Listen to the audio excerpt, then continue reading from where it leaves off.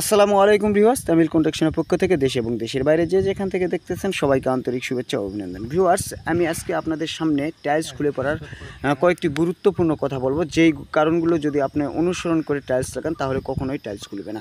তো ভিউয়ার্স, যদি ভিডিওটা ভালো লেগে থাকে অবশ্যই আমার চ্যানেলটা সাবস্ক্রাইব করে রাখবেন এবং নোটিফিকেশন বেলে চাপ দিয়ে রাখবেন। আর এবং যারা ফেসবুক থেকে দেখতেছে অবশ্যই ফেসবুক আইডিটা ফলো দিয়ে রাখবেন। ভিউয়ার্স, তাহলে চলে যাওয়া যাক মূল কারণ হচ্ছে আপনি যে ওয়ালে টাইলস লাগাবেন সেই ওয়ালটা পর্যাপ্ত পরিমাণ পানি খাওয়ানো হয় না। দ্বিতীয় কারণ, আপনি টাইলসটা পর্যাপ্ত পরিমাণ ভেজানো হয় না। তৃতীয় কারণ, মশলার রেশিওটা ঠিক না রাখলে এখানে টাইলস খুলে যাওয়ার সম্ভাবনা থাকে। এবং চতুর্থ কারণ, এইটা হচ্ছে মেন কারণ, যে টাইলস কমপ্লিট করার পর মিনিমাম 15 দিন নিচে হলেও ন্যূনতম হলেও 3 বার পানি খাওয়াতে হবে পুডিং করার আগে। কারণ পুডিং করলে ভিতরে পানি প্রবেশ করবে না। অবশ্যই এই 4টা কারণ মেনে যদি আপনি টাইলস করেন তাহলে টাইলস কখনোই খুলবে না।